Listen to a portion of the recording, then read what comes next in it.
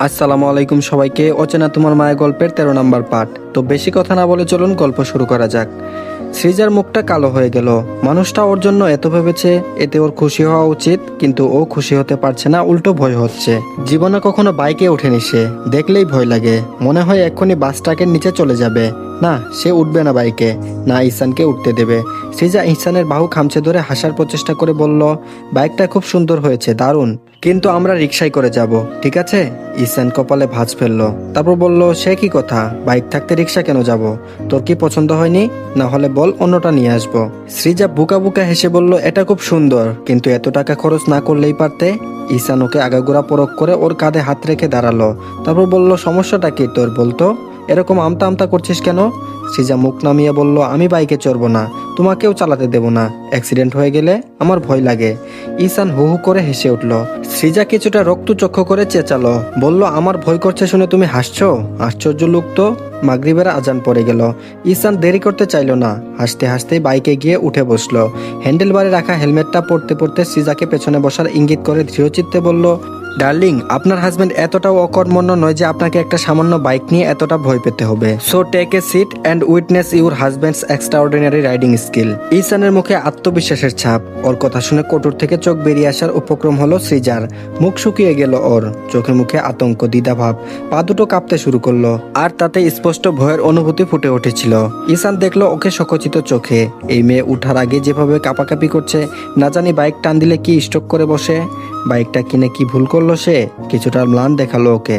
তবুও একবার চেষ্টা করে দেখা যাক। সৃজা ভয় ভাঙানোর দরকার। যদি সেটা না হয় তাহলে বাইক রাখবে না সে তাড়া দিল সৃজাকে। আতঙ্কিত চেহারা নিয়ে সৃজা উঠে বসলো পেছনে। বসেই ইহসানের পেট বাহু শক্ত করে জড়িয়ে ধরলো। ইহসান অভয় দিল ওকে। এরপর কিছুটা আত্মবিশ্বাস আর উত্তেজনা নিয়েই হাতটি সোজা করে বাইকের নেভিগেশন বার ধরলো, আর পা দুটি শক্তভাবে গিয়ার প্যাডেল ও ব্রেকের উপর স্থির করলো। এক হাত দিয়ে ক্লাচ ধরে অন্য হাত দিয়ে স্টার্ট সুইচটা টিপে দিল। মুহূর্তেই বাইকের ইঞ্জিন হালকা গুঞ্জন শোনা গেল। সঠিক সময়ে ক্লাচটি ধীরে ধীরে ছাড়লো, আর অ্যাক্সেলারেটর প্যাডেলটি সোজা করে ইহসানের ডান হাত দিয়ে সামান্য টিপলো। বাইকটি ইঞ্জিন শক্তি পেয়ে ধীরে ধীরে গতি নিয়ে ছুটতে শুরু করলো।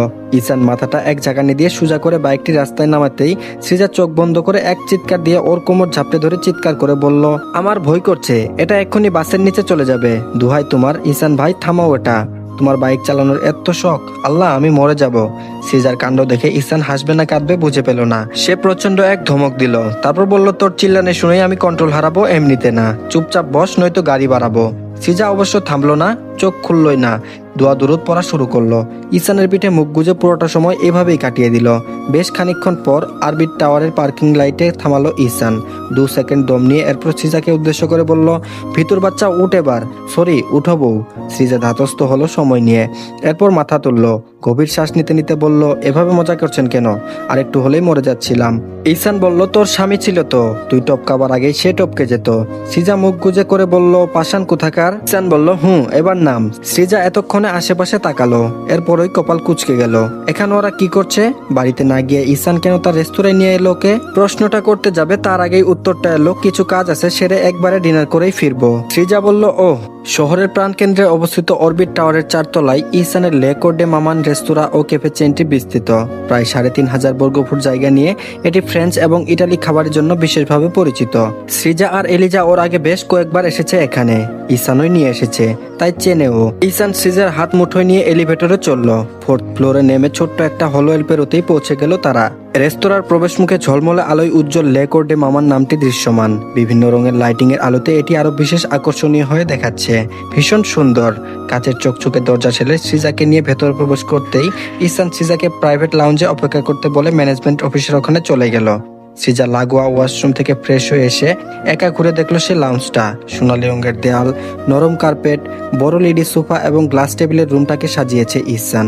এক কোনায় কফি বার, কিছু অলংকৃত গ্লাস, ছোট আর্ট পিস দ্বারা সজ্জিত, বড্ড আধুনিক আর শীতল। জানালা দিয়ে বাইরের দৃশ্য দেখা যাচ্ছে। সৃজা নরম গদিওয়ালা সোফায় বসে শহরের দৃশ্য দেখতে দেখতে কখন যে ক্লান্তিতে চোখ দুটো বুঝে ফেললো টেরই পেল না। ইহসান ফিরলো ঘন্টাখানেক পরে, একেবারে খাবার দাবার নিয়ে। সৃজা যেহেতু বিদেশি খাবার খুব একটা পছন্দ করে না, না, তাই ওর পছন্দের শাহী বিরিয়ানি, তিরামিসু, ক্রেম বুলি আর স্মুদি নিয়ে এসেছে। কিন্তু লাউঞ্জে ঢুকেই ওর ধুলটে থাকা চক্ষু দুটো চরক গাছ। সোফায় পা গুটিয়ে ঘুমে মগ্ন সৃজা, মুখটা ভীষণ আদুরে। সারাদিনের ক্লান্তির পর ওই সুন্দর ঘুমটা ভাঙানোর ইচ্ছা ছিল না ইহসানের, কিন্তু খাবার ঠান্ডা হয়ে যাচ্ছে দেখে সে আস্তে ধীরে আদুরে গলায় ডাকলো সৃজাকে দুবার। ধর পড়িয়ে উঠে বসলো সৃজা। ইহসানকে দেখে বলল, এসে পড়েছ? বাড়ি যাব কখন? ইহসান এ প্রশ্নের জবাব না দিয়ে কেমন শক্ত মুখে বলল, খাবার নিয়ে এসেছি, হাত মুখ ধুয়ে আয়। সৃজা খানিকটা অবাক হলো। এই তো ভালো ছিল, হাসি খুশি ছিল, কি এমন হলো হুট করে মুড পাল্টে গেল কেন? কিন্তু কথায় কথা বাড়বে তাই বিনা বাক্যে চলে গেল হাত মুখ ধুতে। ফিরে এসে দেখলো ইহসান খাবার বেড়ে বসে আছে, মুখ চিন্তিত, অস্থির। সৃজা আসার শব্দ পেয়ে ওকে পাশে বসার ইশারা করলো। সৃজা বসলো। ইহসান প্লেটে খাবার নিয়ে ধীরে সুস্থে ওর মুখের সামনে ধরে বলল, হ্যাঁ কর।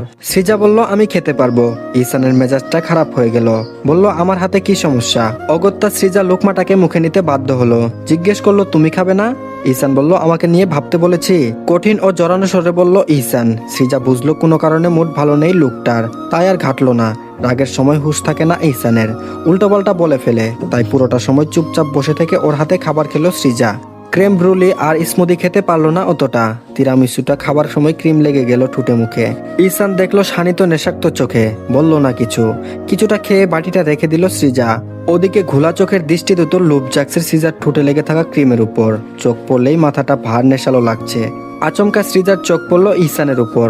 ওর থেকে কিছুটা দূরে বসে আছে, অস্থির, অস্বাভাবিক লাগছে। ছোট ছোট চোখ করে সন্দেহজনক ভাবে ইহসানের গাল ছিল সে। তারপর বলল, এমন অস্বাভাবিক ঠেকছে কেন তোমায়?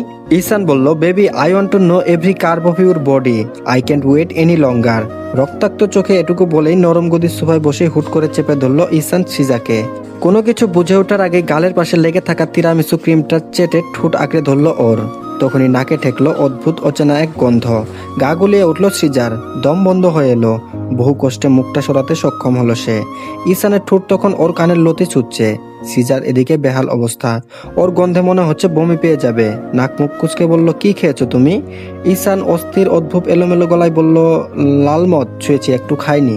সৃজা হতবাক স্তব্ধ হয়ে গেল। বেহেট ইহসান ওর ঠোঁটে লেগে থাকা তিরামিসু চেটে নিয়ে ফিসফিস করে বলল, I want two B your tiramisu. ছটফট করতে করতে চোখের মনি লাল হয়ে উঠল ইহসানের। শরীরের উত্তপ্ততা শিরশিরে অনুভব কাঁপিয়ে দিল সৃজাকে। হাত দুটো আঁকড়ে ধরে কোমল আঙ্গুলে সময় নিয়ে চুমু খেলো। জড়ানো স্বরে বলে উঠল, you are sweet then sweetest tiramisu babe. Srija চেষ্টা করলো ওকে থামাতে। গাল ধরে মুখ আগলে নিয়ে ইহসানের চোখের দিকে তাকানোর চেষ্টা করে অসন্তোষ স্বরে প্রশ্ন করলো, কখন খেয়েছো এসব? কেন খেলে? ইহসান কৈফিয়ত দেওয়ার মতো করে বলল, বিদেশি এক ক্লায়েন্ট নিয়ে এসেছিল, খেতে চাইনি, কিন্তু শয়তান ধরে বসেছিল, টেস্ট করে ফেলেছি। এখন সব কেমন তুই তুই লাগছে। সৃজা রুষ্ট স্বরে বলল, আর কখনো খাবে না, এটা হারাম। ইহসান বলল, শয়তান মাথায় নৃত্য করছে, তোকে একটু আদর করি, কাছে আয়। সৃজা মুখ ফিরিয়ে নিল অন্যদিকে, ঝাঁঝালো সরে বলল, এখন সব ঠিক হচ্ছে না, ছাড়ো। ইহসানের বোধ শক্তি তেমন একটা কাজ করছে না, তাই সৃজার বারণ মানতে চাইল না সে, বরং শার্ট খোলার চেষ্টা করলো ব্যস্ত হাতে। উপরের বোতামে হাত দিতে সৃজা চমকে গেল। মাথার ভেতরটা পাক দিয়ে উঠল। লোকটা সুস্থ মস্তিষ্কের থাকলে সৃজা হয়তো আজ সত্যি সত্যি বাধা দিত না, কিন্তু মাতাল অবস্থায় এত কাছে, তাও এইখানে, এই লাউঞ্জে। সৃজা ওকে শান্ত করানোর জন্য রাগ চাপা দিয়ে ইহসানের বোতাম খুলতে থাকা ব্যস্ত হাতটা টেনে নিজের মুঠোয় নিয়ে ছোট করে চুমু দিল।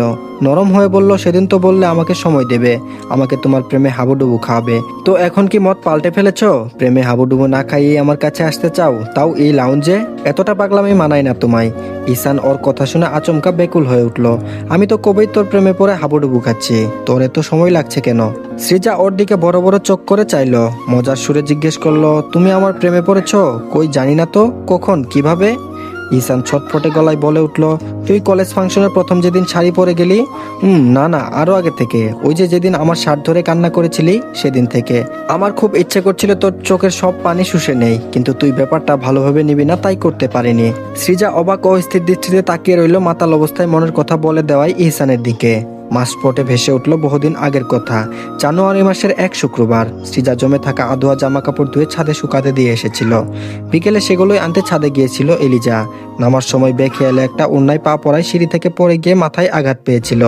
বোনের অবস্থা দেখে সৃজা ইহসানের শার্ট খামচে ধরে সেদিন এতটাই কান্নাকাটি করেছিল যে এলিজা পর্যন্ত ভরকে গেছিল, কারণ সে নিজেও এতটা কাঁদেনি। নীলু বেগম ভালো মন্দ রান্না করেছিলেন বলেই ইহসানকে দুপুরে ভাত খেতে ডেকেছিলেন, সে গেছিল। কিন্তু বিকেলে পাকোড়া বানানো হবে বলে লাঞ্চের পর আর যেতে দেননি ওকে নীলু বেগম, জোর করে রেখে দিয়েছিলেন। তাই এলিজার দুর্ঘটনার সময়টাতে সে ওদের বাড়িতেই ছিল। ফার্স্ট এড দিয়ে ইহসান ওই এলিজাকে ডাক্তারের কাছে নিয়ে গেছিল সেদিন। প্রায় বছর 7 আগের কথা। ইহসান কি সেই দিনটার কথা বলছে? সৃজা বিস্ময়ে হতবাক হয়ে গেল। এতগুলো দিন লোকটা ওকে মনে পুষে রেখেছে, অথচ কখনো টেরই পায়নি সে। তার মানে লিথু রানীকে বিয়ে করবে না বলে নয়, বরং সৃজার প্রতি প্রেমের অনুভূতি ছিল বলেই কি ওকে জীবনে জড়িয়েছে? সৃজা সন্দিগ্ধ দৃষ্টিতে তাকালো ইহসানের প্রতি। তুমি কি সেদিনের কথা বলছো, যেদিন এলিজা মাথা ফাটিয়ে ফেলেছিল? ইহসান বাধ্য ছেলের ন্যায় মাথা নাড়ালো। সেদিনই। সৃজার বুকের ভেতরটা অদ্ভুত শীতলতায় শিরশির করে উঠল। বিবশ গলায় বলে উঠল, কখনো বলনি তো, বুঝতেও দাওনি? ইহসান বলল, প্রেমে পড়লে সবসময় তা মুখে বলে দিতে হয় না, কখনো কখনো চুপ থাকাটাই সবচেয়ে বড় প্রকাশ। তখন সময়টা অন্যরকম ছিল, তোর বয়সটা আবেগপূর্ণ ছিল। তাছাড়া প্রেম ভালোবাসা বুঝতে দিলে তোকে হয়তো আমার আগেই অন্য কেউ নিজের করে নিত।